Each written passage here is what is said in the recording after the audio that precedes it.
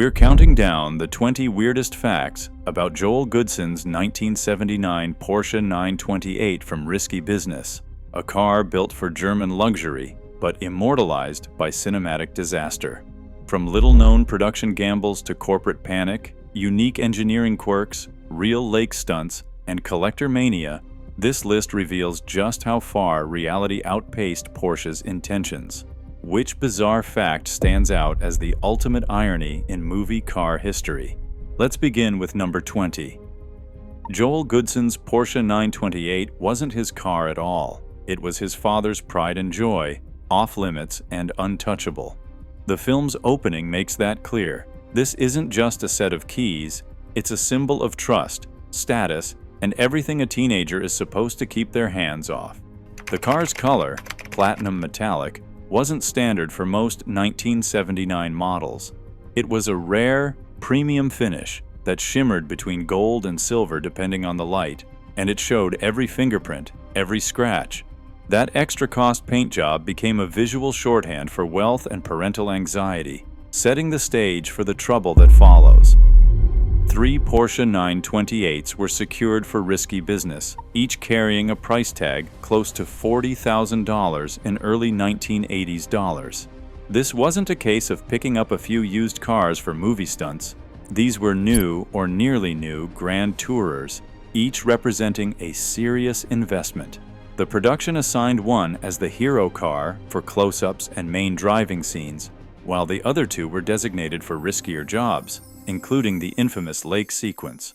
With that much money on the line, every scratch, dent, or misstep meant thousands lost. The budget wasn't just for show, real dollars were riding on every take. Under the hood, the 928 packed a 4.5-liter V8, delivering between 219 and 230 horsepower. Impressive numbers for the late 1970s. What set this Porsche apart wasn't just raw power, but its engineering. The rear-mounted transaxle gave the car almost perfect weight balance, a true 50-50 split front to rear. For stunt drivers, this meant the 928 handled unlike anything else on American roads at the time. Whether equipped with a manual or automatic, the car's layout demanded a different approach to every corner, every sudden stop. Precision mattered, because a mistake in this car didn't just risk a scratch, it threatened to upend an entire scene and a very expensive prop. Tom Cruise didn't just sit in the Porsche for close-ups, he actually drove the 928 on Chicago's Lakeshore Drive during filming. Insurance paperwork ballooned as a result, since putting a young, up-and-coming actor behind the wheel of a $40,000 German sports car on real city streets was a gamble. Producers insisted on authenticity, so Cruise learned to handle both the manual and automatic transmission cars himself. Stunt coordinators hovered nearby, ready for anything, but Cruise completed every take without incident. The risk paid off. Those night drives captured real nerves and excitement. No staged reaction needed with that much horsepower at stake. Rebecca De Mornay and Tom Cruise spent hours crammed inside the Porsche 928's cabin, surrounded by a dashboard that wrapped around them like the cockpit of a jet. To capture both actors and the car's unique interior, the crew built custom lighting rigs that could be wedged into the tight footwells and under the dash. Every reflective surface, from the instrument cluster to the metallic trim, had to be balanced so nothing washed out on film. Director of photography Bruce Surtees and his team worked with diagrams and mock-ups to keep the wraparound dash in view, making the Porsche's interior a character in its own right. The result? Scenes that feel intimate, tense, and unmistakably high-end, all shot within the tightest of spaces. Filming high-speed runs along Chicago's Lakeshore Drive meant shutting down a major city artery, and that required more than just a simple permit. The production filed with the Chicago Film Office for restricted access, coordinating with city officials to close lanes during tight windows when traffic was lowest. Police escorts managed rolling roadblocks, while crews worked against the clock to capture each shot before the city's pulse picked back up. The 928, wearing German license plates, became a striking presence against the city's skyline. an unmistakable outlier on familiar streets. Every minute of filming was a logistical puzzle, solved in real time. One moment in risky business changed everything. Joel Goodsen's Porsche 928 rolling straight into Lake Michigan. This wasn't just a stunt for shock value. It was the film's emotional gut punch, the instant when teenage fantasy collided with real-world consequences. Director Paul Brickman timed the scene with surgical precision, letting tension build as the car inched closer to disaster. The upbeat energy of earlier night drives vanished, replaced by a slow-motion sense of dread. Filming at the actual lake, the crew captured every panicked glance and helpless second, sealing the Porsche's fate as more than a prop. It became a symbol of lost control. When the script called for Joel's Porsche to vanish beneath the surface of Lake Michigan, there was no movie magic. One of the real 928s went straight into open water. The crew had just minutes to act before the car's electronics and interior would be ruined for good. Divers waited in wetsuits, cranes, and steel cables ready along the shore. Once the Porsche hit the lake, recovery teams scrambled, racing against a strict damage clock. Every second underwater meant thousands more in repairs, or the total loss of a $40,000 car. There was no second take. The risk was real, and so was the urgency. Dropping a Porsche 928 into Lake Michigan wasn't as simple as rolling any old car off a pier. The 928's rear-mounted transaxle meant its weight was balanced almost perfectly between front and rear axles. Unlike most American cars, which are nose-heavy and tend to dive straight down. Stunt coordinators and engineers ran calculations to predict how the Porsche would behave underwater. Instead of a dramatic nosedive, the 928 settled nearly flat as it sank, forcing the crew to adjust harness points and recovery angles. Test dives confirmed the car's descent rate and buoyancy were unlike anything seen with Detroit Iron, turning a movie stunt into a real-world physics lesson. For the scenes showing Joel's Porsche after its dip in Lake Michigan, the filmmakers didn't rely on makeup or clever props. They sourced a genuine flood-damaged 928 from a local broker, a car already ruined by real water. The interior was stained and warped, the wiring a tangled mess, and rust crawled along the floor pans and door sills. Art department memos reveal they actually held back on adding fake damage, since the authentic corrosion and ruined electronics told the story better than any special effects. This commitment to realism meant every shot of the car's ruined interior was the real deal. No Hollywood shortcuts. When Risky Business first approached Porsche about featuring the 928, the mood in Stuttgart was anything but enthusiastic. The company had spent years positioning the 928 as a flagship grand tourer, sleek, expensive, and aimed squarely at older, affluent buyers. Suddenly, their pride and joy was set to appear in a story about teenage rebellion, risky choices, and a car rolling into a lake. Internal discussions focused on the potential fallout. What would it mean for the brand if their most sophisticated model became a symbol of parental anxiety and teenage disaster? Porsche's U.S. representatives reviewed the script and asked pointed questions about how the car would be used, expressing concern about scenes that might damage the 928's image. Legal teams weighed in, and the studio had to reassure everyone that the car would be shown with respect, even as the story called for it to be destroyed. Official support from Porsche was limited, with no promotional tie-ins and careful distance maintained. For a company obsessed with image, this was unfamiliar ground, their flagship model, now tangled in Hollywood's version of chaos.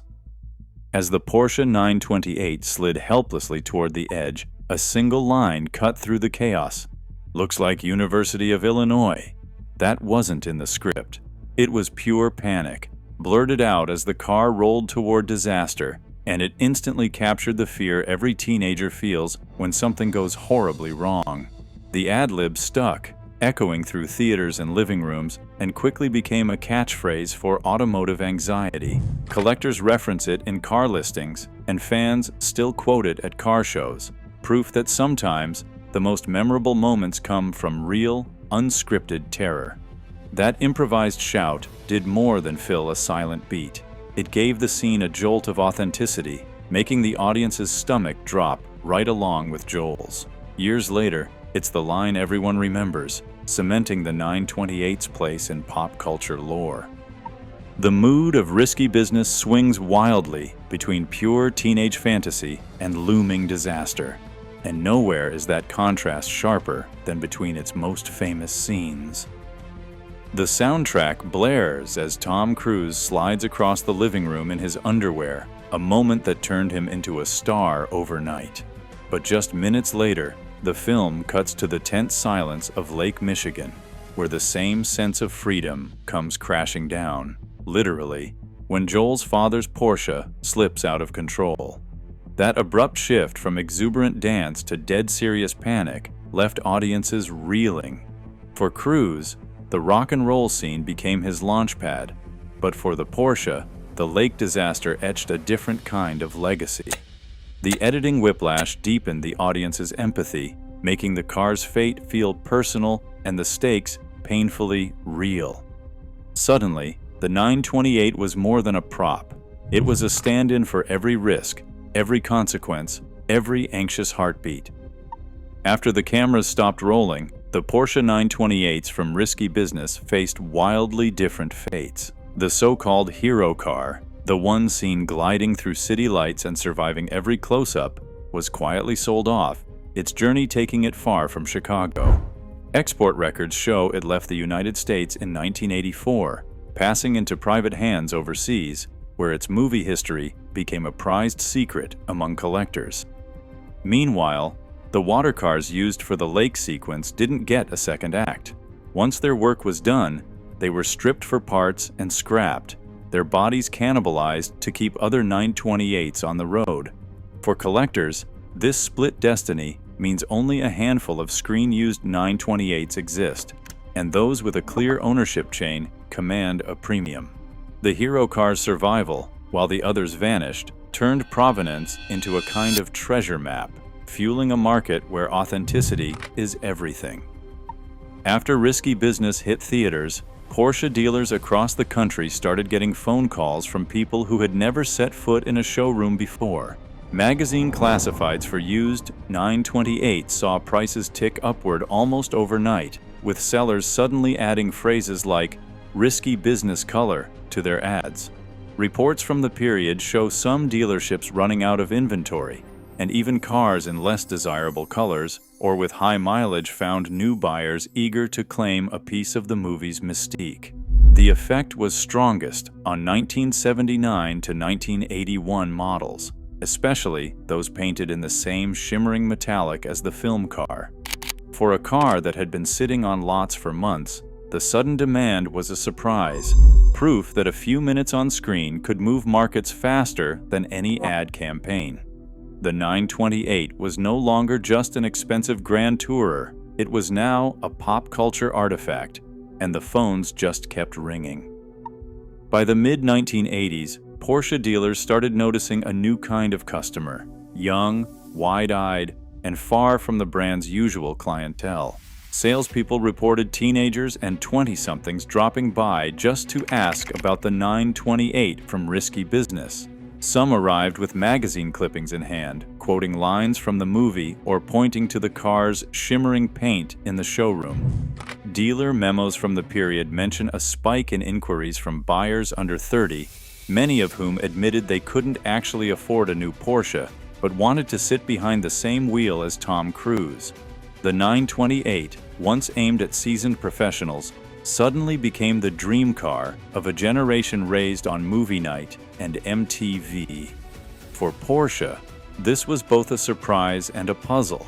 Their flagship Grand Tourer, built for mature luxury, had become the ultimate symbol of youthful cool, all thanks to a few unforgettable scenes on the big screen. Today, a well-preserved 1979 to 1981 Porsche 928 in platinum. Metallic commands anywhere from $30,000 to $60,000 on the collector market. That's for a standard car with no Hollywood connection. When full documentation proves screen use in Risky Business, prices can leap far higher, sometimes doubling or more at auction. The difference isn't just about condition or mileage, it's about provenance, with collectors chasing verified ties to the film. Auction houses now highlight ownership chains, original paperwork, and even production call sheets to justify soaring bids. In recent years, documented movie cars have drawn international buyers, with some sales reaching 6 figures. For a model that once struggled to find its audience, the right backstory now adds more value than any factory option ever could. Porsche executives watched the aftermath of risky business with a mix of relief and surprise. The calls and showroom visits kept coming, not just from established clients, but from a younger crowd who had never considered the brand before. Internal memos from the mid-1980s reveal a quiet shift in attitude. What started as anxiety over the film's subject matter turned into cautious optimism as sales data rolled in. Marketing teams, once wary of the car's association with teenage chaos, began referencing the movie in their own retrospectives. By the late 1980s, Porsche was openly acknowledging the 928's unexpected pop culture status in interviews and press releases. The car's screen time had done what years of careful advertising couldn't. It made the 928 aspirational for a new generation. The film's legacy even influenced later product placements, with Porsche warming to Hollywood partnerships they once kept at arm's length. The lesson wasn't lost on Stuttgart. Sometimes, losing control of the story brings rewards no one could have planned.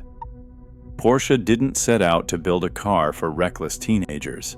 The 928 was engineered as a luxury grand tourer, a statement of comfort and refinement meant to attract buyers who had outgrown the raw edge of the 911. Period ads boasted about its advanced features: climate control, plush leather, power everything, paired with a V8 engine that ran smoother and quieter than anything Porsche had built before. The front-engine rear transaxle layout was designed for stability on long highway drives, not drag races or movie stunts. Brochures from the late 70s show executives in tailored suits, not wild-eyed kids in sunglasses. Porsche's marketing leaned into the idea of mature sophistication, highlighting the 928's quiet cabin, refined ride, and understated power. The company invested years and millions to position the car as the next logical step for seasoned drivers, seeking both speed and comfort. The irony is baked in. All that effort to target maturity, only to have the car's most famous moment come at the hands of a teenager who sends it spinning out of control.